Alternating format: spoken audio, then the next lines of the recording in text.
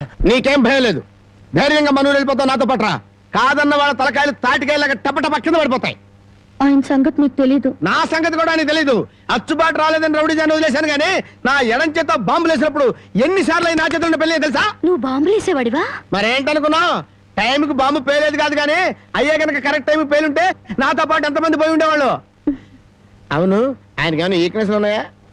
అతను చీట్ల పేక బాగా ఆడతాడని బామ్మ చెప్పింది. మరి ఇంకే దొరికిపోయాడు, ఫినిష్. చీట్ల పేకలో చిత్తు చేసి నిన్ను తీసుకెళ్తాను. కాకపోతే పాకాడటానికి పా చెప్పులే గాని జేబులో చిల్లిగా లేదు. నువ్వు పని చేయమ్మా, సరదాగా 4 గదులకి ప్యాకెట్లో అతను పని చెప్తాను.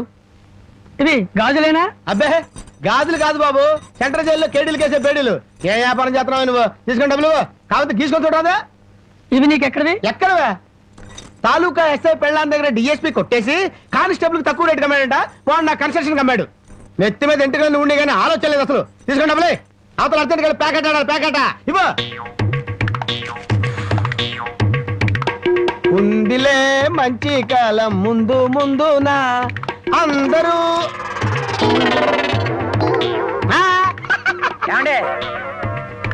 తమరు నోటు కింద పడిపోయి తీసుకునే అలవాట్లేదు, నువ్వు ఉంచుకో. తమరిది బయటూరా? అవును అవును, ఈ ఊళ్ళో ప్యాకెట్ మొగోడే లేడా? భలేవారండి. అసలు మా ఊరు ప్యాకెట్కి పెట్టింది పేరు. తమరు దయచేయండి. పదా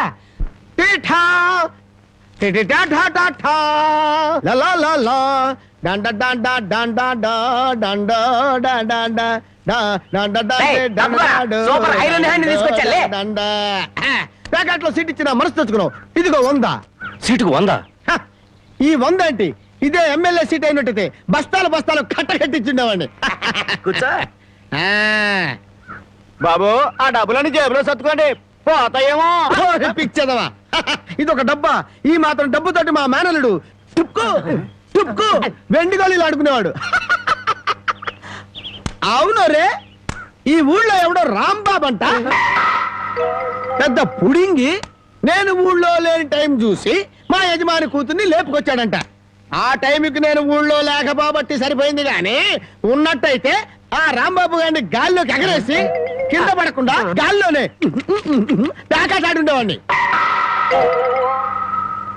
మరి ఇప్పుడైనా వాడిని ఎందుకు వదిలేశారు సార్? ఏడి కనిపిస్తేగా నేను ఊళ్ళోకి అడుగు అడుగు పెడుతున్నానో తెలిసి దర్దల్లాడిపోతూ ఎక్కడో దాక్కున్నాడు.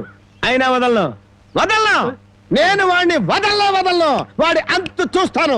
ఇప్పటికే ఈ చేత్తో 11 మద్దలు చేశాను. ఇంకొకటి చేశానంటే 12 అయిపోతాయి. లెక్క సరిగ్గా ఉంటది. అసలు రాంబాబుని ఇదివరకు ఎప్పుడైనా చూసారా సార్? ఏది చూడండి, ఆ చూకి తెలిపిన వాడికి 10,000 రూపాయలు పంపిస్తాను. ఆ 10,000 ఇటు ఇవ్వండి. చూపిస్తావా? మీరే ఈ